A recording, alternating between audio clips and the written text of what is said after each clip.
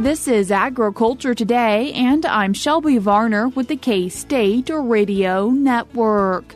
Sarah Lancaster, K-State Weed Specialist, kicks off the show discussing the first Endangered Species Act compliant herbicide.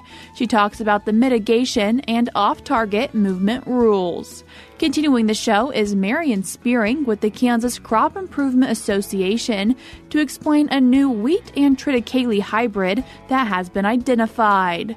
K-State Horticulture Extension Specialist Cynthia Domenghini ends today's show describing how to maintain and continue adding organic materials to compost piles this winter. That and more is coming up ahead on Agriculture Today.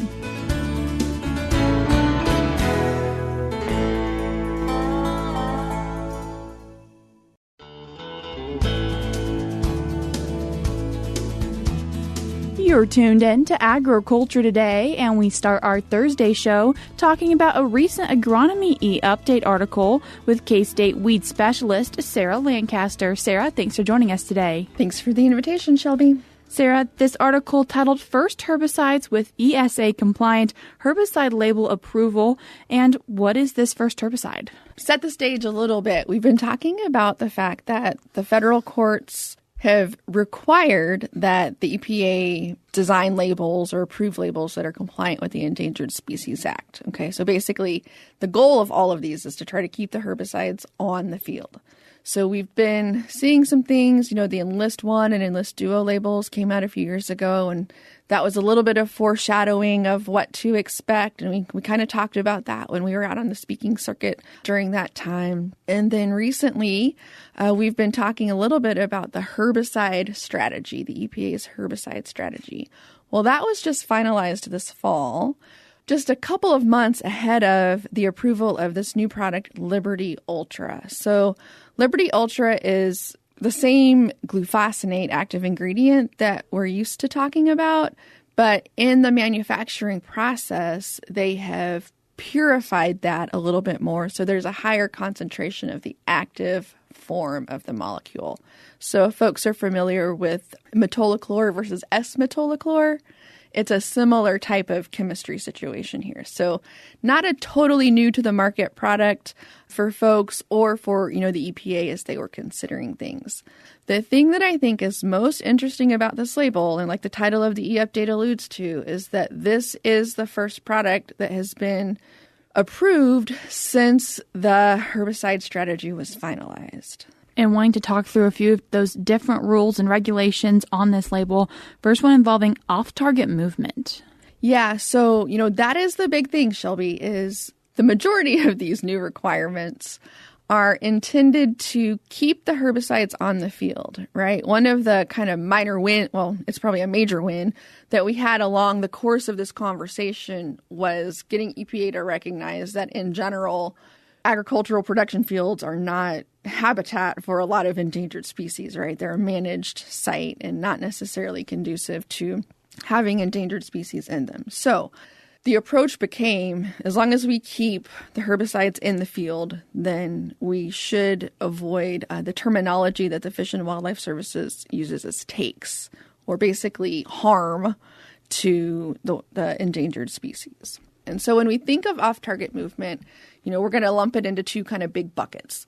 The first bucket is drift, right? Herbicide drift. And so labels are going to have some sort of baseline, right? Drift requirements that are going to be a little bit different from previous labels. And then in some cases, you may need to have more drift protection if you're near what they're calling a pesticide use limitation area, or a PULA for short. And so basically that's just a place where Fish and Wildlife Services have identified that is critical habitat for the species that they're trying to protect. The big thing, though, is this idea of a downwind spray drift buffer. We introduced a lot of conversation about these spray drift buffers with the Extend and Enlist technologies, right? So this is not a super new concept for our soybean farmers and our cotton farmers. really, this Liberty Ultra label is pretty favorable for farmers. For a ground application, the mandatory downwind spray drift buffer is 10 feet. And so that could be road ditch, that could be fence line, right? So 10 feet is pretty achievable for most folks, in my opinion. The other good thing about these spray drift buffers, Shelby, is that you can reduce that buffer requirement. So, for example, in the case of Liberty Ultra, if you use a drift reduction adjuvant, a DRA, you can drop that requirement to 0. So I think that's really a good thing, I think, as far as how that shaped out. Now, the piece that, in my opinion, is a little more complicated and complex is this idea of runoff and erosion mitigations. So every herbicide is going to have a unique number, its own number of points that you're supposed to acquire in order to be compliant with your application. In the case of Liberty Ultra, it's 3 points. So you'll need to look at the label, figure out how many mitigation, runoff and erosion mitigation points you need. And then the EPA has they're calling it a mitigation menu, and there's a website for that you can, if you find the e-update article, you can just click the link and take a look at that mitigation menu. A lot of the practices that they're using do align with NRCS practices. One other thing to be aware of is that right off the bat, as soon as you look at that mitigation menu, one of the things you'll see is that there is county-based mitigation relief. And so that's just based on the fact that if you have flat land and it doesn't rain, you're not going to have runoff.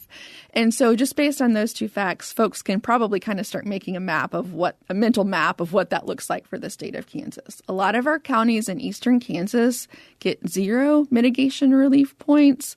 A lot of our counties out in western Kansas get 2 or 3 mitigation relief points. Other things to think about, one thing I think is interesting and could be helpful in a lot of ways is that farmers get a point just for tracking their mitigation practices. So thinking about your record-keeping system, and quite frankly, that's probably something that we in Extension need to think about is, how can we provide resources to help, especially some of our smaller farmers, with these record-keeping systems that could help them be compliant and also just make them better weed managers, better farm managers in general, right? So that's one thing. One aspect of this that has caused quite a bit of conversation as they were working out the strategy is that you can get points for working with a runoff or erosion specialist, right? So the conversation was who determines what a specialist is, right? And so they did give us some definitions for that. The list that I have here is not fully complete from their website, but it was the ones that I thought would be most applicable to folks in Kansas. So folks that count for that would be NRCS staff, technical service providers for the NRCS, crop consultants, certified professional agronomists, National Association of Independent Crop Consultant members, and near and dear to us would be extension agents. So depending on who you're using and what you're doing there, you can get 1 or 2 points. Other things to think about, there's a lot of different application parameters. One that makes me a little nervous is reducing the amount of herbicide that you use. So if you're using an amount that is less than the maximum labeled rate, but greater than the lowest recommended labeled rate, right? We don't want to use, quote, cut rate herbicide rates. But if we use less than the maximum labeled rate, you can get points for that based on how much less. Let's say you want to do a banded herbicide application or you want to do a targeted herbicide application. You can get points for what portion of the field you don't treat. So that is an option there. And then most of the other practices, like I said, are those NRCS types of soil conservation runoff prevention practices that folks are familiar with. So you can get, anywhere from 1 to 3 points. So, for example, if you're in long-term no-till and you use cover crops, that's 3 points. So a lot of our farmers in eastern Kansas might be done and check all their boxes for this runoff mitigation just with that factor right there. So honestly, the mitigations, I think the EPA has done a decent job of trying to find a workable solution to keep them out of court, right? Like, to be honest, that's the driving force here, is just keeping the EPA out of court, but also making it a workable solution for farmers. The biggest hassle, I think, is going to be record keeping. And I kind of have some concerns about, the record keeping managing communication among all the different players, right? So think about, let's say you have a situation where you have a landowner, you have a tenant farmer, cash rent or crop share or what have you. So you've got a tenant farmer, you've got a landowner, and then maybe, because of time constraints, they choose to have their burn down herbicides applied by the co-op, right? So now you've got three parties that you've got to be in good communication. And, my understanding of the situation is that ultimately at the end of the day, the applicator is the person responsible for making sure that these points are accrued. So it's going to be a big burden for our custom applicators in that situation to make sure that they've got all the boxes checked. Obviously, if you're the farmer, you are a little more aware and have a little more control over things. But, this is going to potentially drive conversations with landowners and tenant farmers in a unique direction that maybe we haven't seen before. So lots of potentially unintended consequences here. Sarah, for people who want to read more on this, find more information, what do you recommend? Okay, so we've got this e-update article that folks can go through and kind of take their time. And it does have links to the different EPA websites in there. The two big ones are Bulletins Live 2. The other website, EPA website, is that mitigation menu website. So folks can scroll through that. The EPA did put together kind of a points calculator. Basically, it's just a fancy Excel sheet. The other resource that I've worked on for folks around this is via the War Against Weeds podcast. So I don't know, some of your listeners might listen to that. We've done a conversation on the Endangered Species Act, I think, once a fall for the last three falls. So folks can go back and find those and kind of see how it's evolved and kind of what the current status is if they want to. Sarah, I appreciate you taking the time to join us today. Thank you very much, Shelby. That was K-State weed specialist Sarah Lancaster. I will link the resources that she mentioned in today's show notes on agtoday.net. We're cutting to a short break now, but stick around because we have more for you up ahead.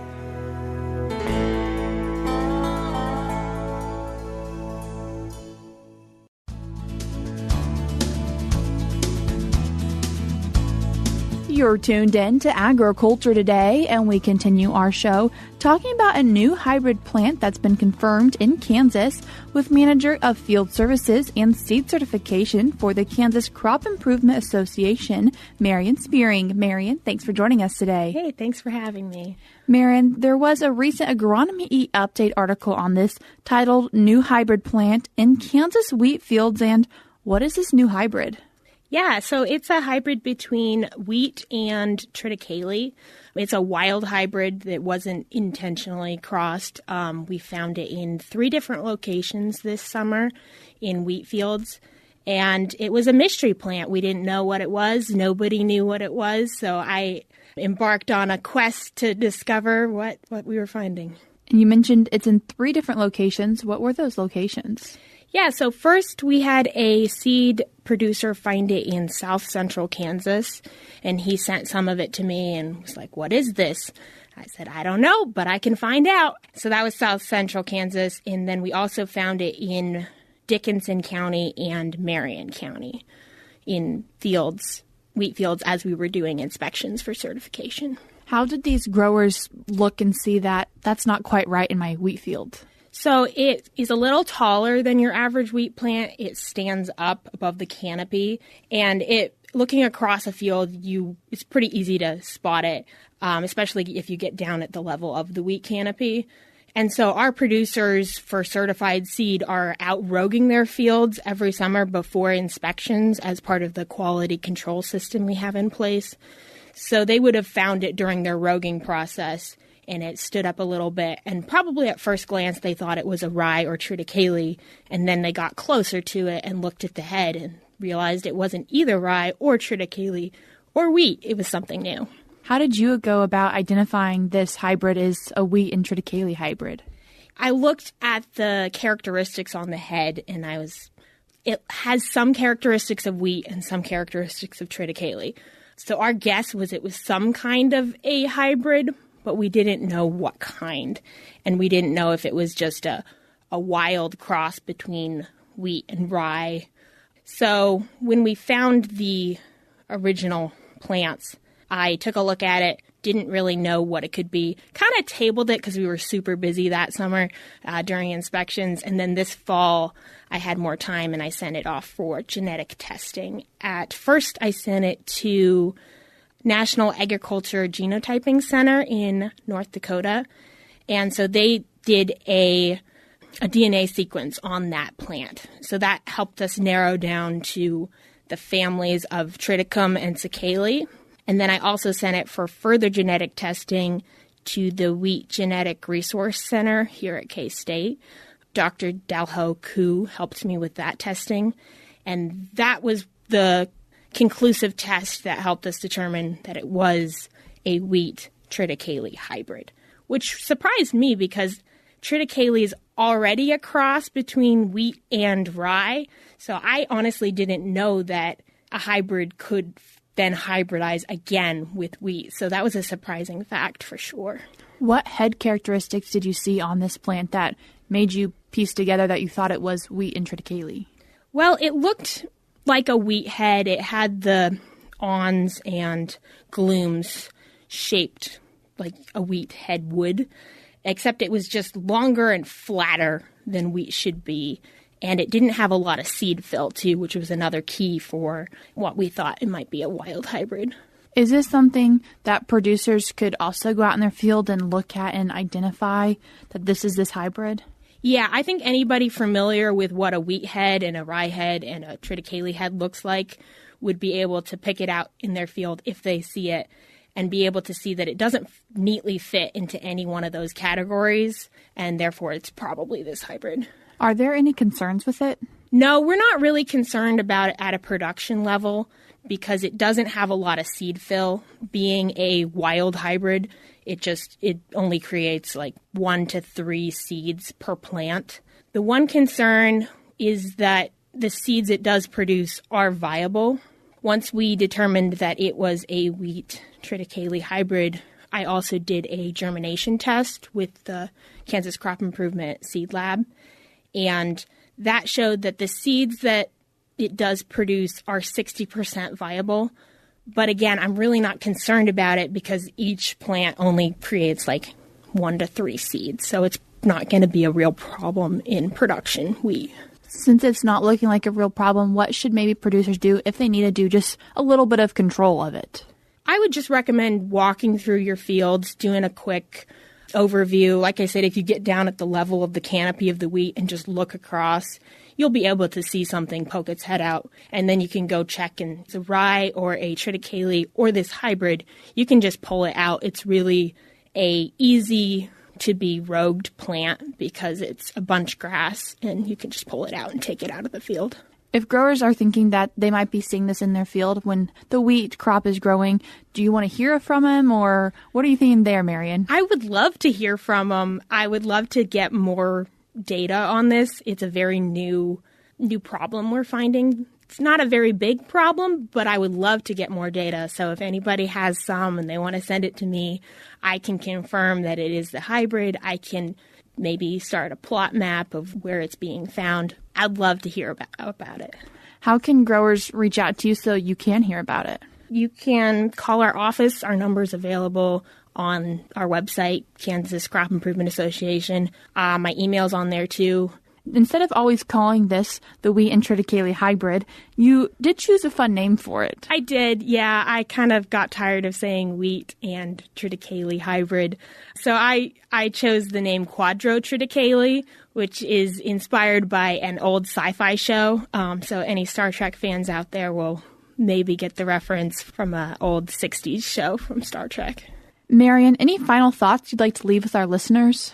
I want to encourage everybody that this isn't a big concern, and seed certification is dedicated to a traceability system, and all our growers have their fields inspected and they rogue their fields. So it's really not a big concern, and seed certification is a great quality system to keep this completely under control. So, Marion, I appreciate you taking the time to join us today. Yeah, thank you, Shelby. It was great to meet you.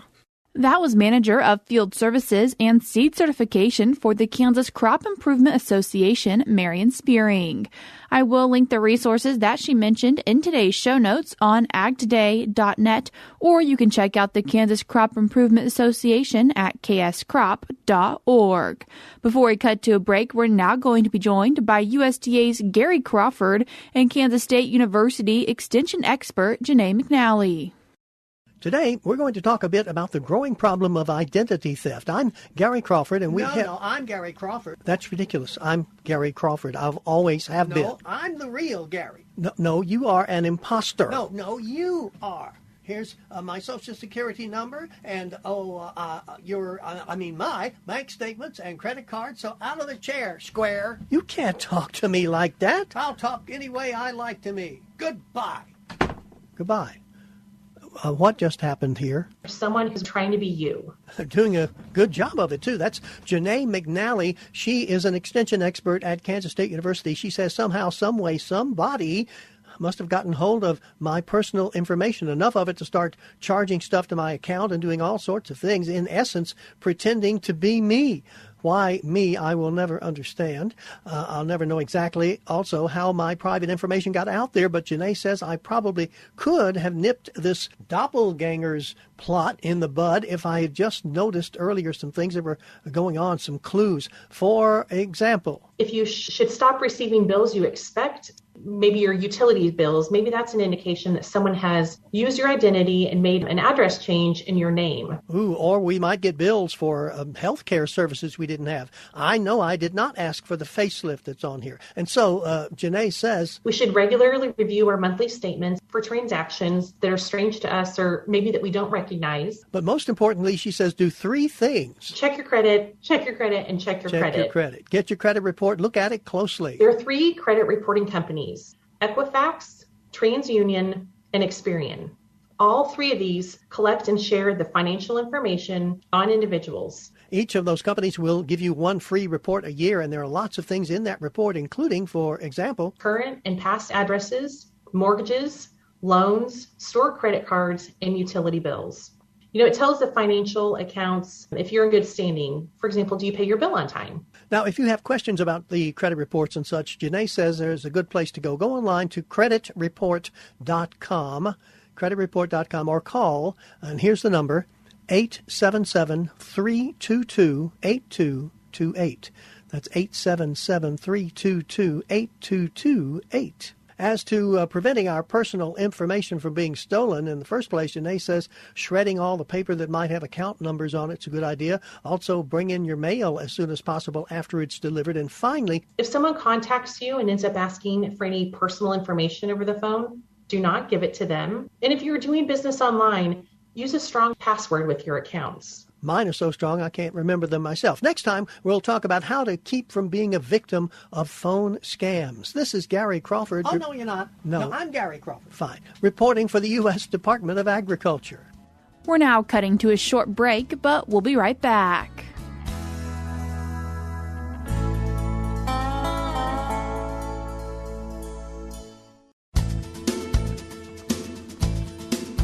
This is Agriculture Today. Along with Shelby Varner, I'm Jeff Wickman.